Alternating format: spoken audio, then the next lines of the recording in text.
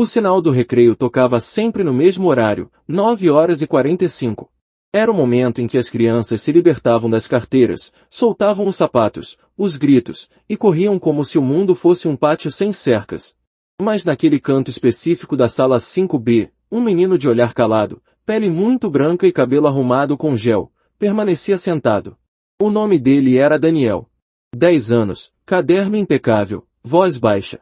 Enquanto os outros explodiam em liberdade, Daniel simplesmente sumia. Não havia uma explicação. Não havia reclamação. Ele apenas pegava a mochila, se erguia em silêncio e se evaporava pelos corredores, como um segredo carregando pernas pequenas. Não era só naquele dia. Não era só naquela semana. Aquilo era padrão. Rotina. Parte do invisível da escola. Alguns professores diziam que ele era maduro demais. Outros, que era apenas reservado. Mas ninguém, de fato, perguntou onde ele ia. Nem mesmo seus colegas notavam a ausência. Daniel não era alvo de bullying, nem de amizade. Ele era o tipo de criança que escorregava entre as frestas da atenção. Estava ali, mas não fazia peso. Existia, mas não chamava.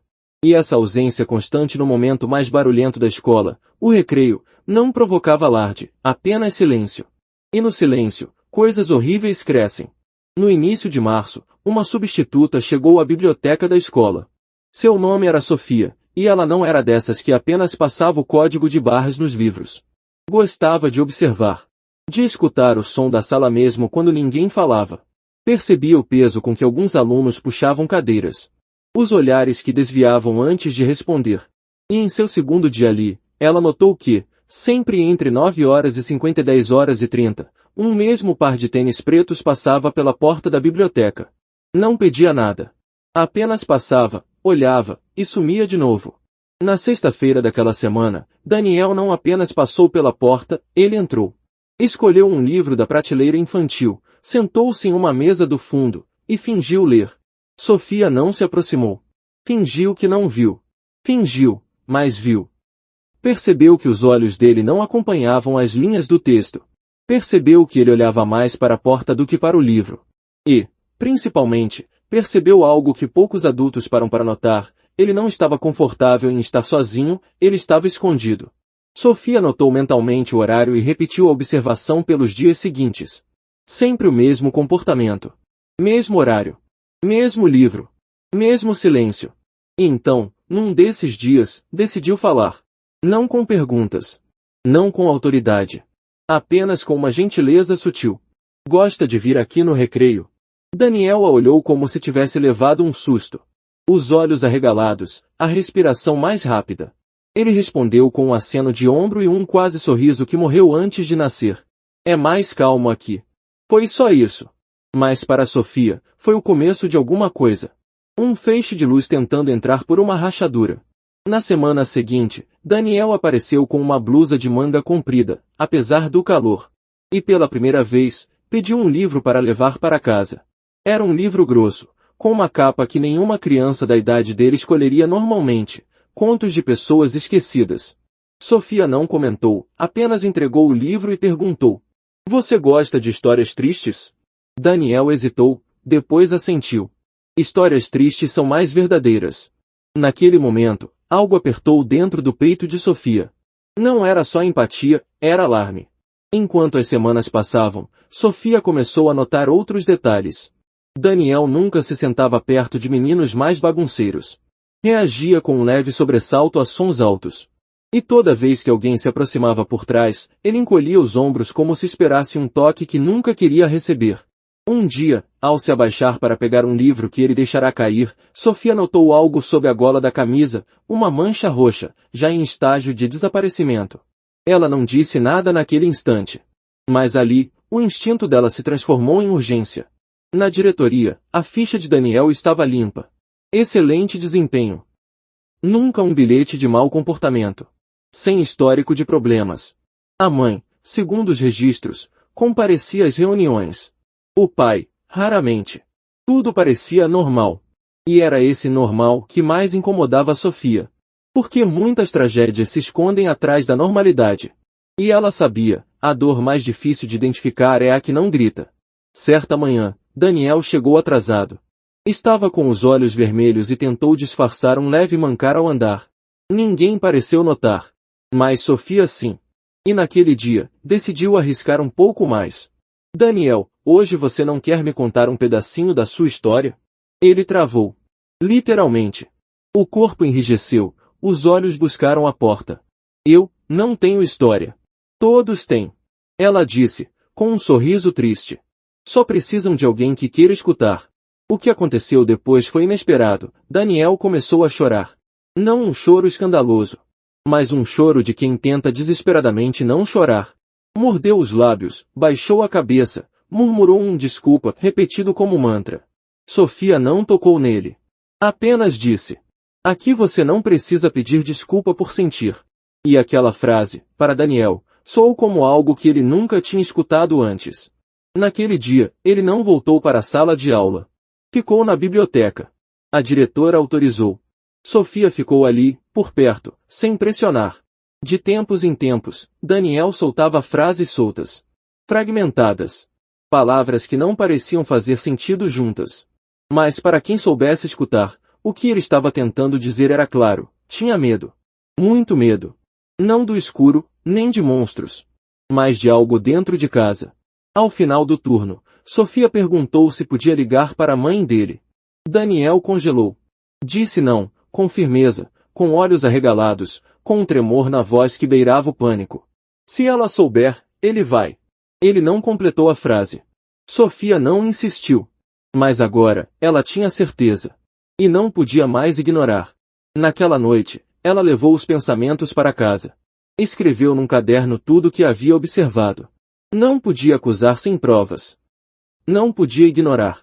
E pela primeira vez na vida, sentiu o peso de saber demais e, ao mesmo tempo, saber de menos. Quantas crianças vivem assim?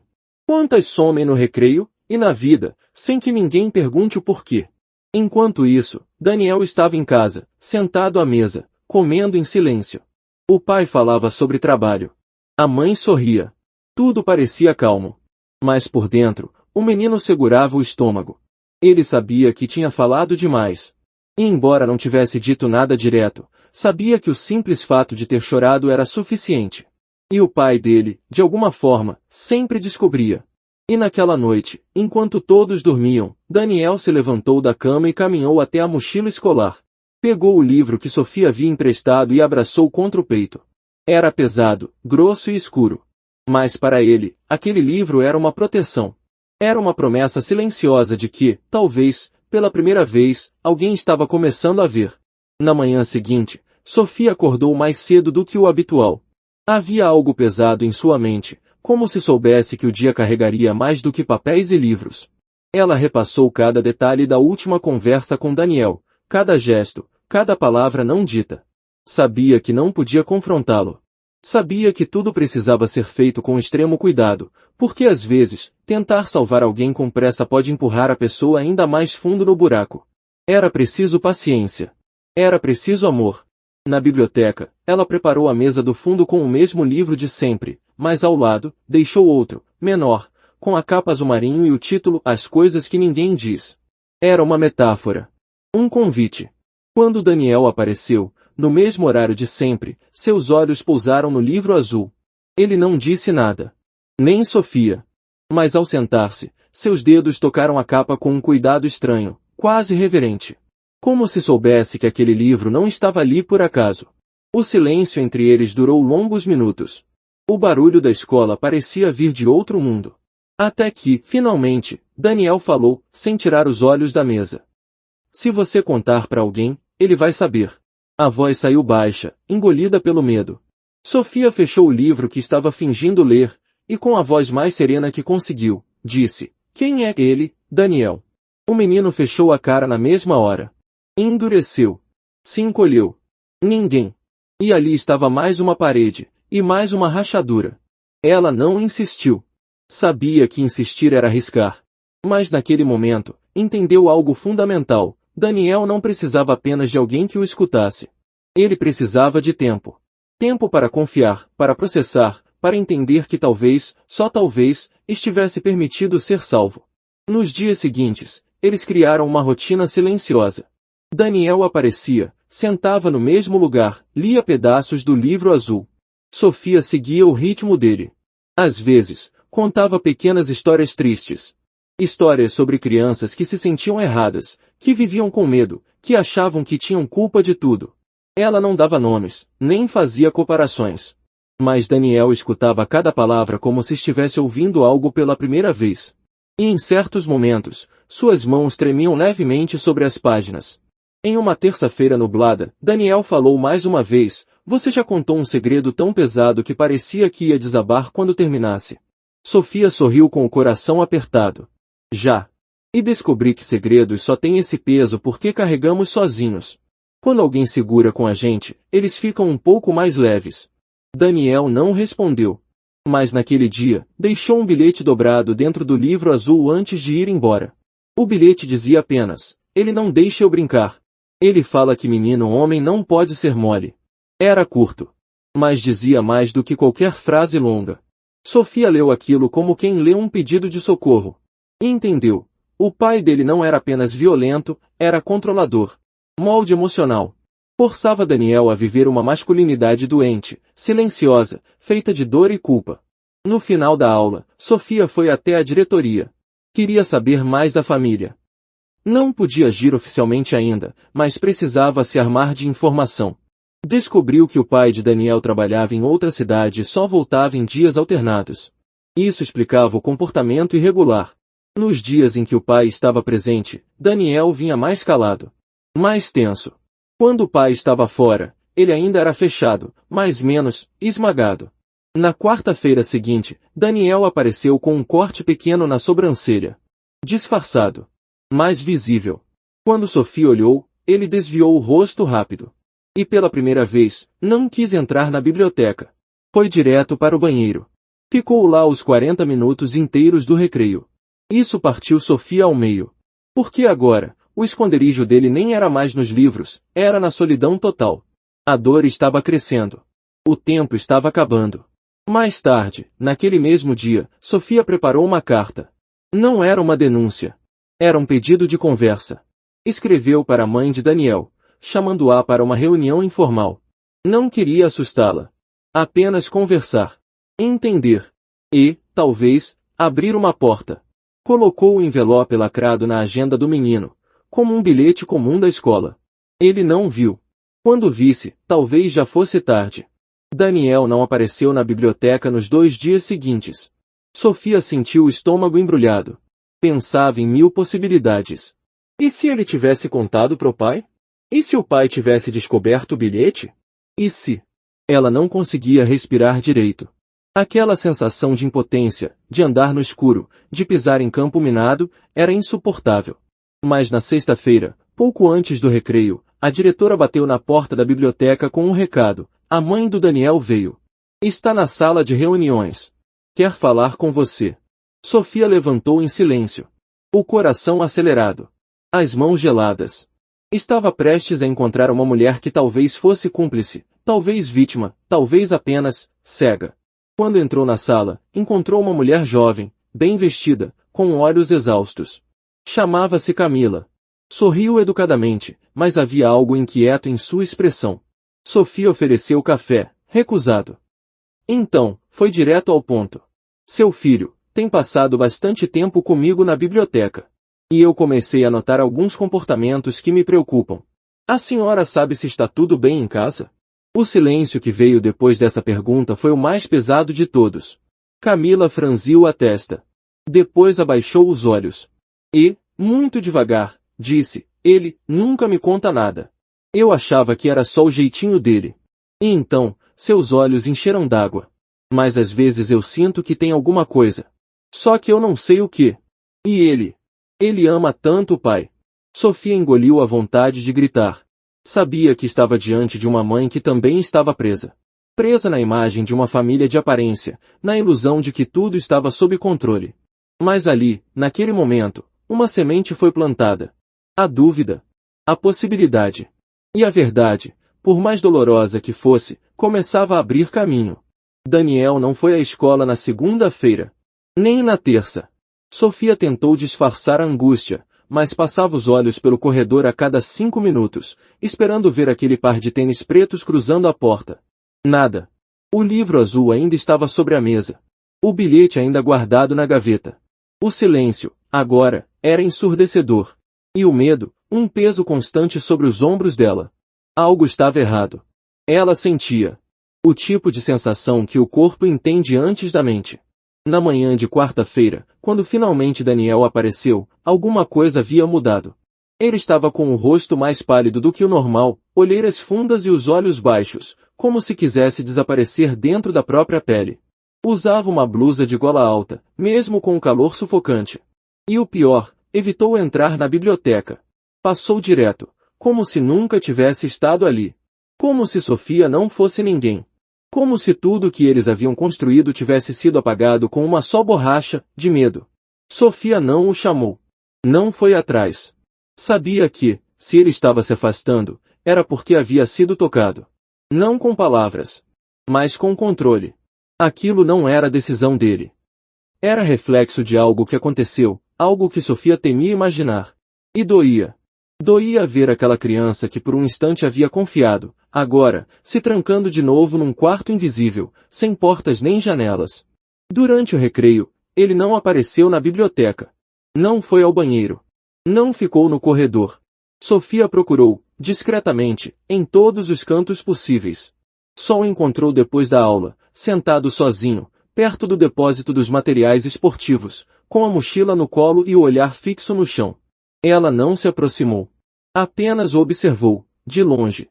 E foi ali que entendeu, ele estava de volta ao modo sobrevivência. Naquela noite, Daniel estava em casa, sentado no sofá, a televisão ligada num programa qualquer que ele não acompanhava. O pai estava ao lado, tomando cerveja e rindo alto com uma piada idiota do noticiário. A mãe na cozinha, lavando a louça. O som da água abafava tudo. E mesmo ali, entre duas pessoas que diziam amá-lo, Daniel sentia como se estivesse cercado por predadores. O medo não tinha som, mas rugia dentro dele o tempo todo. Mais cedo, o pai havia encontrado o bilhete escondido no livro. Aquele pequeno pedaço de papel que Daniel nem lembrava de ter esquecido. A bronca veio com palavras doces, carregadas de veneno. Isso é coisa de menino fraco, Daniel. Sabe o que acontece com quem é fraco? E então veio o aperto no braço. Forte, rápido, cruel. Um sinal que duraria dias. Mas o que mais doeu foi o que veio depois. Você quer ver sua mãe sofrer? Quer ser o motivo dela chorar? Era assim que ele fazia. Não gritava. Não batia escancarado. Ele esmagava com medo. Na escola, Sofia passou os dias tentando encontrar brechas. Voltou a conversar com a diretora. Pediu autorização para envolver a psicóloga da escola. Mas tudo era lento, burocrático. E Daniel estava desaparecendo diante dos olhos dela. Cada dia mais apagado. Mais magro. Mais ausente. A conexão deles agora era um fio fino, prestes a se romper. Na sexta-feira, algo diferente aconteceu. Quando o sinal do recreio tocou, Daniel entrou na biblioteca sem olhar para os lados. Sentou-se na mesa do fundo, pegou o livro azul e o abriu na última página. Sofia aproximou-se com cuidado, sentou na frente dele. Silêncio. Até que ele disse, eu não queria ser um problema. Aquilo atingiu Sofia como um soco. Ela conteve as lágrimas. Você não é um problema, Daniel. Você é uma criança tentando sobreviver a uma coisa que nunca deveria ter vivido. Daniel olhou para ela, com os olhos cheios d'água, e sussurrou, ele disse que se eu contar, a senhora vai morrer. O corpo de Sofia congelou. Porque agora, o terror tinha um nome. O medo tinha forma. A manipulação do pai havia ultrapassado todos os limites. Daniel não estava apenas com medo por si. Estava carregando a culpa pela vida de outra pessoa. E isso, para uma criança, era o tipo de dor que não tem lugar no corpo. Sofia respirou fundo. Sabia que não podia prometer coisas que talvez não pudesse cumprir. Mas também sabia que não podia deixar aquela criança carregando esse peso sozinha. Ele mente, Daniel. Ele diz isso para te controlar. Nenhuma verdade dói desse jeito. Daniel não respondeu. Mas suas mãos tremiam. E o livro começou a se molhar com suas lágrimas silenciosas. Naquela noite, Sofia não dormiu. Escreveu uma denúncia anônima. Enviou para o conselho tutelar com tudo o que havia observado, com datas, com descrições. Era arriscado, sim. Mas esperar mais um dia poderia custar caro. Já não era mais uma suspeita. Era uma certeza. E se ninguém fizesse nada, aquela criança iria continuar vivendo em guerra todos os dias, até não aguentar mais. Enquanto isso, na casa dos pais, Daniel teve uma febre forte. Vomitou durante a madrugada. O pai disse que era drama. A mãe ficou assustada, mas o levou ao médico sozinha no dia seguinte. O diagnóstico era claro, estresse emocional extremo. Mas o médico não perguntou nada. Só receitou repouso e seguiu em frente. Mais uma vez, a dor passou despercebida, como sempre. No domingo, durante o almoço, o pai derrubou um copo de suco na mesa. Daniel se assustou com o som e deixou cair o garfo. O pai riu. Mas foi um riso seco, quase ameaçador. Sempre frouxo, né? Sempre medroso.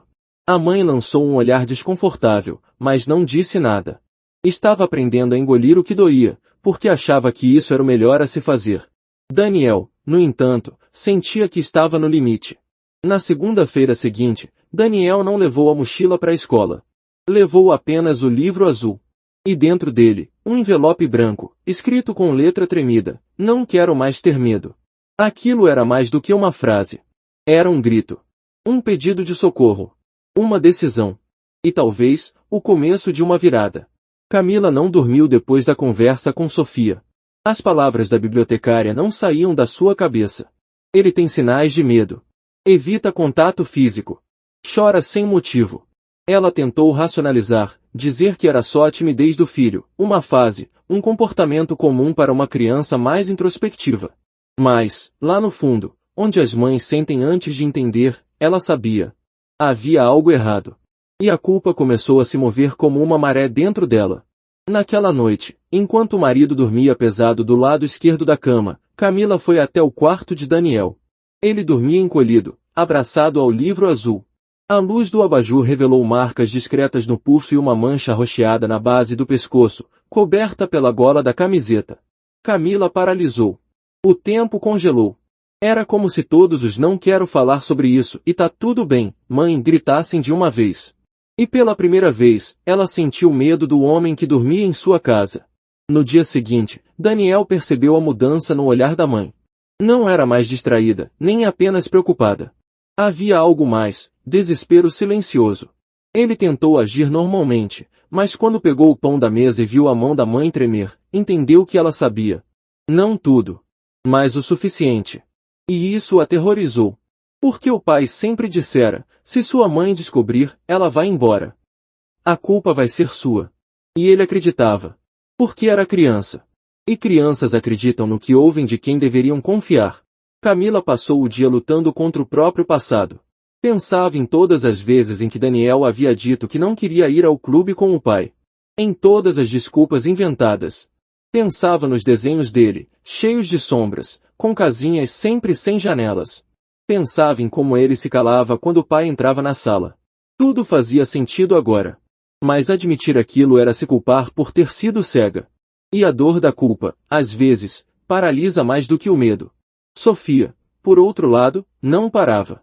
Estava em contato com o conselho tutelar, entregando cópias das anotações, relatando tudo. Mas o sistema era lento, burocrático, cheio de entraves. E ela sabia, a cada dia que passava, Daniel estava vulnerável. Mais do que nunca. Precisava de apoio rápido.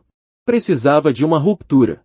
Mas rupturas exigem coragem, e coragem é difícil quando se tem medo de causar mais dor do que a que já existe.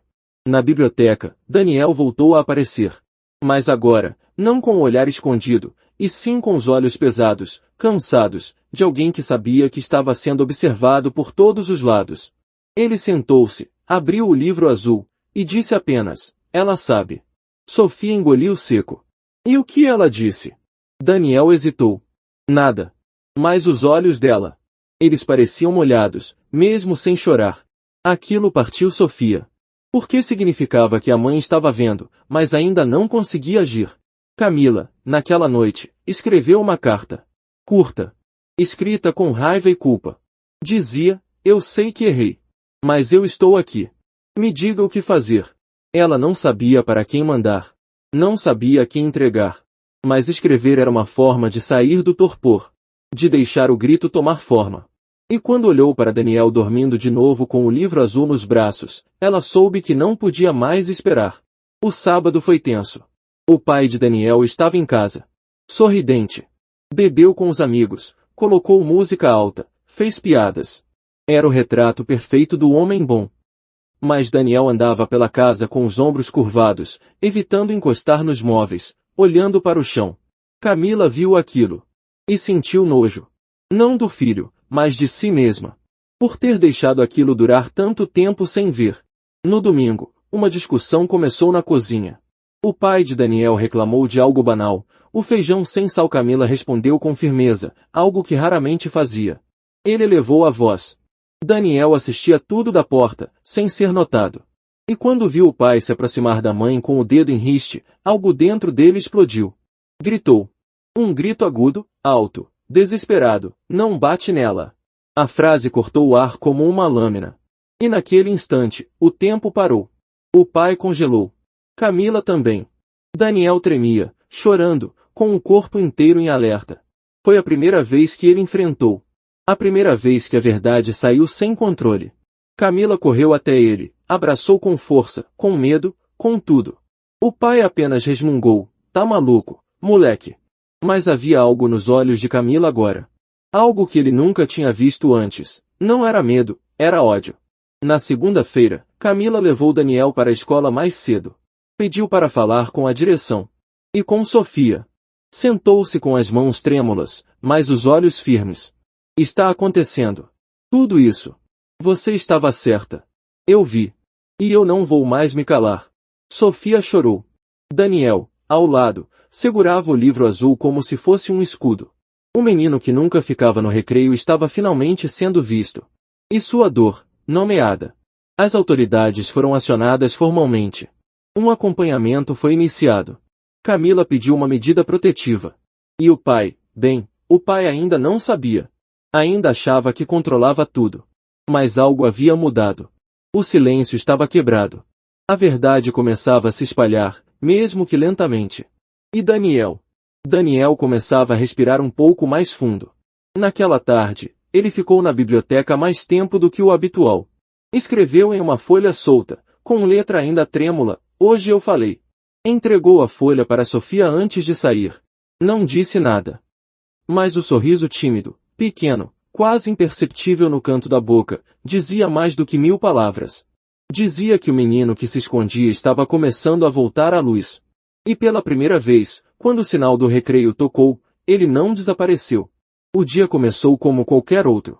O céu nublado, a escola se movimentando no ritmo das segundas-feiras lentas, as crianças animadas com qualquer mínima mudança na rotina. Mas dentro da biblioteca, o silêncio era de outro tipo. Sofia já sabia que algo estava para acontecer. Era como uma tempestade prestes a romper o céu, a dor havia se acumulado por semanas, e agora viria o rompimento. Daniel chegou mais cedo do que o normal. Usava uma mochila pequena e andava com passos hesitantes, mas não parecia fugindo. Parecia decidido. Entrou na biblioteca e sentou-se sem dizer uma palavra. Sofia percebeu que ele estava com os olhos fundos, mas firmes. Carregava nas mãos o livro azul e um envelope. Entregou para ela em silêncio. Dentro, havia um texto escrito com letra trêmula, mas legível. Eu quero falar. Mas quero que minha mãe esteja. Quero que todos saibam. E que ninguém ache que eu sou ruim. Foi Sofia quem respirou fundo, segurando as lágrimas. Daniel não estava mais sussurrando por ajuda, agora, ele estava gritando com o corpo todo. E por isso, tudo precisava ser feito com precisão. Ligou imediatamente para a direção, pediu a presença da psicóloga, e também de Camila. Pela primeira vez, todos estariam no mesmo lugar, e Daniel teria um palco seguro para quebrar o ciclo que o esmagava. Camila chegou com o rosto pálido, o coração em pedaços. Estava com medo, mas decidida. Já não tinha dúvidas. Não depois do último domingo, quando encontrou um roxo escondido na costela do filho e ele apenas disse, eu tropecei no banheiro. Não depois de vê-lo gritar por ela. Não depois de passar a madrugada com ele chorando e tremendo, repetindo, desculpa, desculpa, eu juro que eu não conto. A sala da psicóloga se transformou em palco de libertação. Daniel entrou de cabeça baixa, mas segurando firme o livro. Sofia e Camila estavam ali. A diretora, ao fundo. A psicóloga, calma, sem pressa. E então, com a voz pequena de sempre, Daniel começou a contar. A princípio, com pausas. Depois, com lágrimas. E por fim, com fúria. Contou sobre os apertos, os puxões, os tapas nas pernas, os socos abafados, as ameaças que vinham com voz mansa: se você contar, ela morre. Contou tudo. Cada dor escondida. Cada silêncio forçado. Camila desabou. Chorou como uma mãe que carrega o peso de não ter visto. Quis tocar no filho, mas ele recuou no início. Depois, permitiu. E naquele abraço apertado, de dor e culpa, algo foi quebrado, algo velho, podre, que morava na casa deles e fingia ser normal. Sofia, ao lado, apenas chorava em silêncio. O menino que nunca ficava no recreio agora estava ali, exposto, partido, mas corajoso. As medidas protetivas foram acionadas imediatamente. A diretora, a psicóloga e Sofia encaminharam o caso para a vara da infância. Um boletim de ocorrência foi aberto. Camila, pela primeira vez, encarou o risco de verdade. Sabia que o homem com quem dormira por anos agora era seu inimigo. Não apenas dela, do filho dela. E dessa vez, ela não ia esperar mais. Naquela noite, Camila e Daniel dormiram fora de casa. Uma amiga antiga da família ofereceu abrigo. Camila ligou para o marido e disse apenas: "Você sabe o que fez. Não chegue perto de mim ou do nosso filho." Ele riu. Depois ameaçou. Depois implorou. Mas Camila desligou. Porque o tempo da prisão emocional tinha acabado.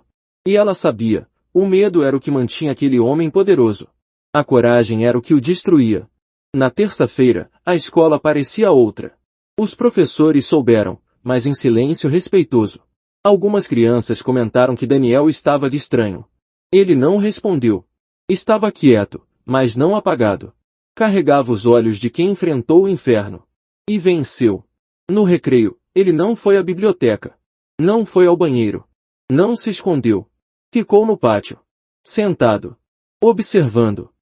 E pela primeira vez, escolhendo onde queria estar. Mas a tempestade final ainda viria. Na quarta-feira, ao sair da escola, um carro escuro o esperava à distância. Não era da mãe. Não era conhecido. Era o pai. Fora da zona de medida protetiva. O sangue de Daniel gelou. Ele paralisou no meio-fio. Camila ainda não havia chegado. Sofia, que saía por acaso mais cedo naquele dia, viu a cena.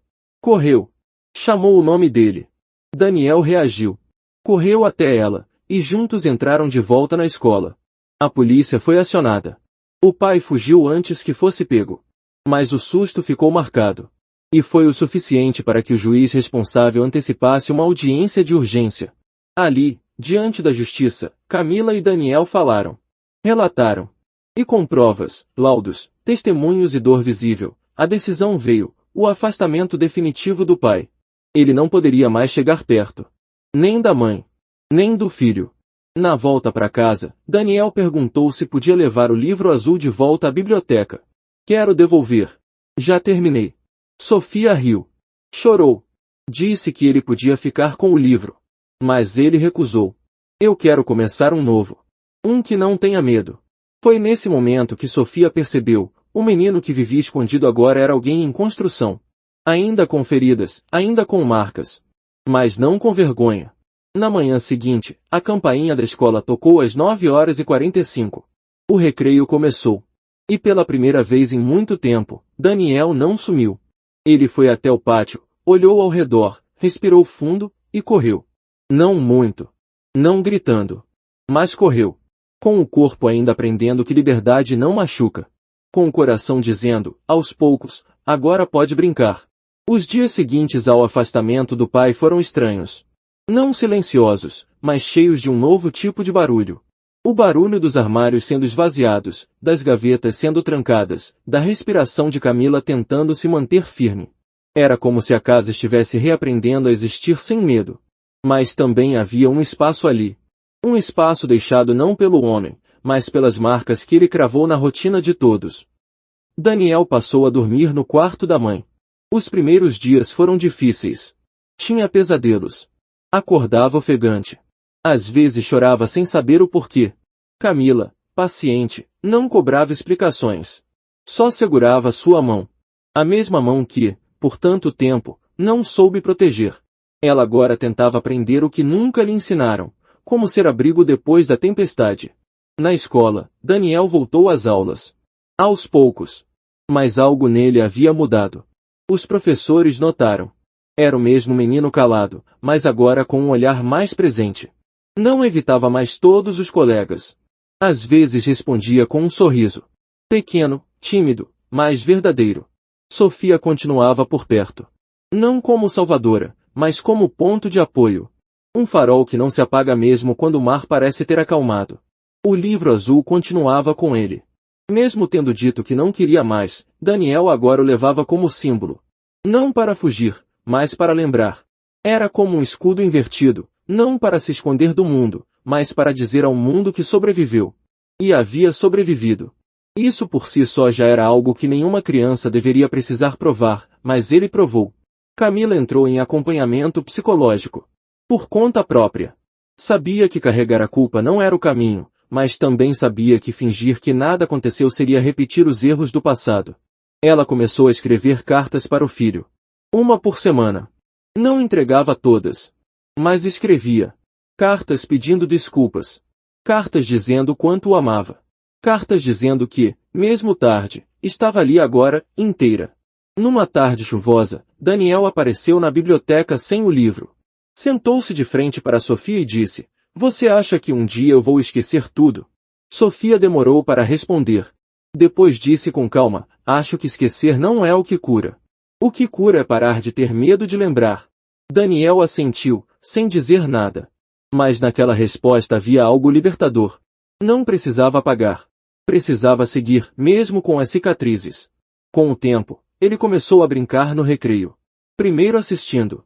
Depois chutando uma bola. Um dia, caiu e ralou o joelho. Todos correram até ele, assustados. Mas Daniel apenas olhou o sangue, respirou fundo e disse, "Não doeu." E depois riu. Riu de verdade. Pela primeira vez, riu machucado sem medo.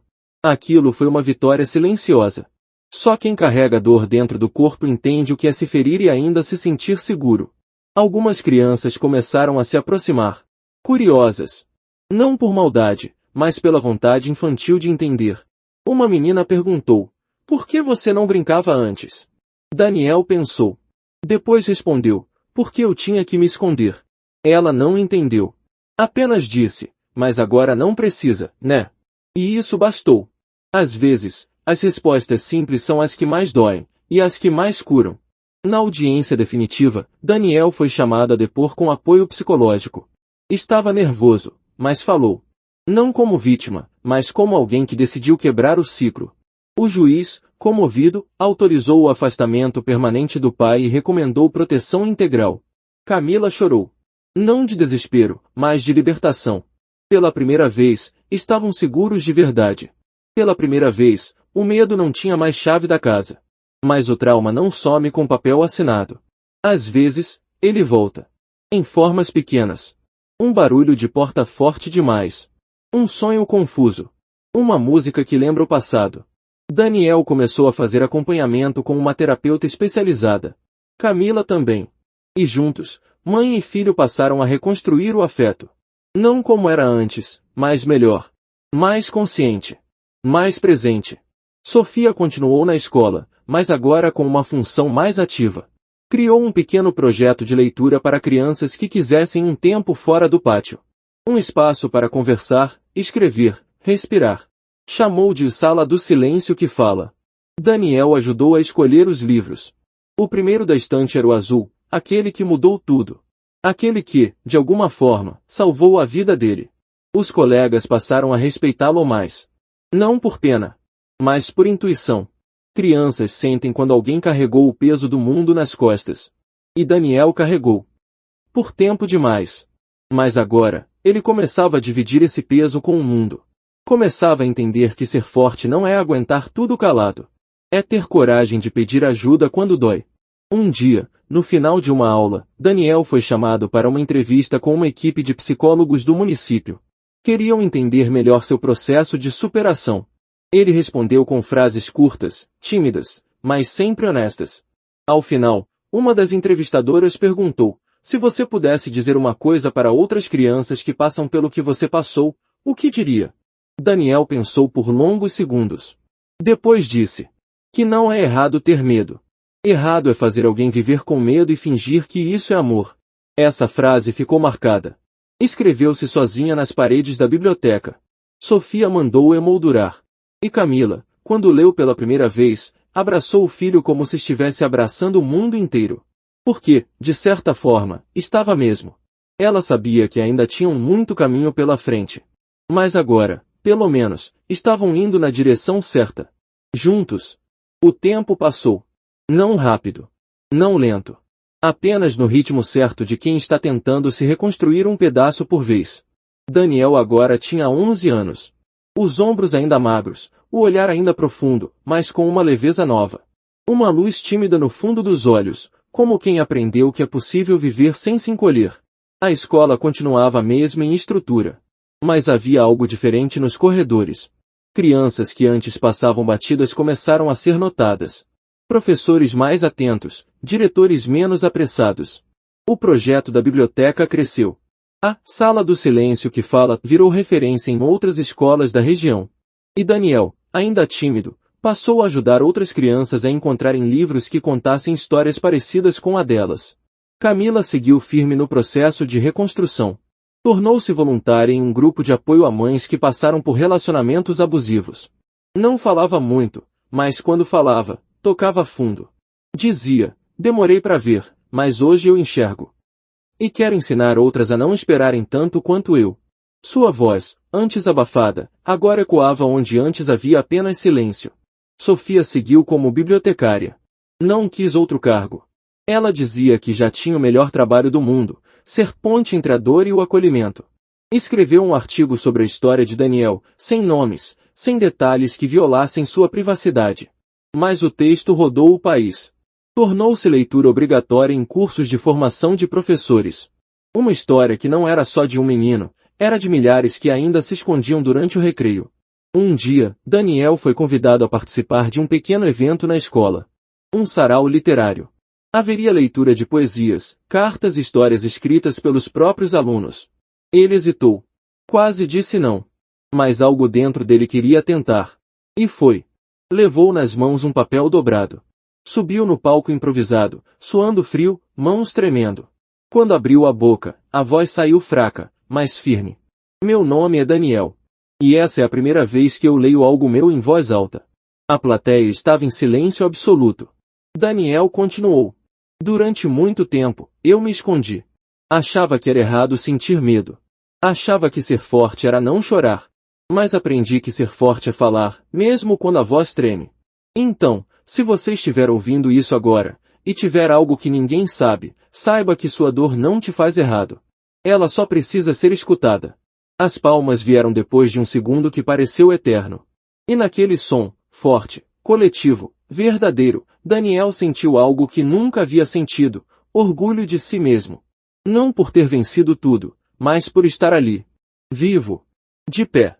E dizendo a verdade. Depois do evento, uma menina da 4ª série se aproximou. Tímida. Segurava um livrinho nas mãos. Olhou para ele e disse: posso te contar uma coisa? Daniel sorriu. Disse sim. E ela começou a falar. Falar com medo, com cuidado. Falar o que nunca tinha dito antes. E ele apenas escutou.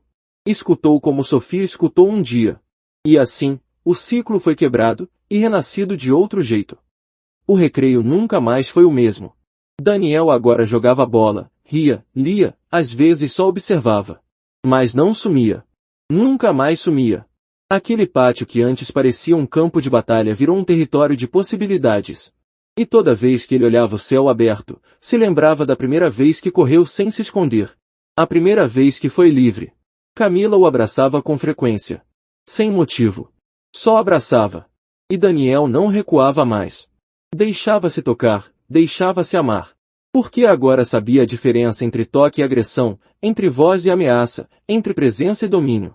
E cada gesto de carinho da mãe era uma linha a mais costurando os buracos do passado. Anos depois, aquela história virou livro. Sofia, com a autorização de Daniel e Camila, escreveu com todas as palavras que eles já tinham soltado no vento e no papel.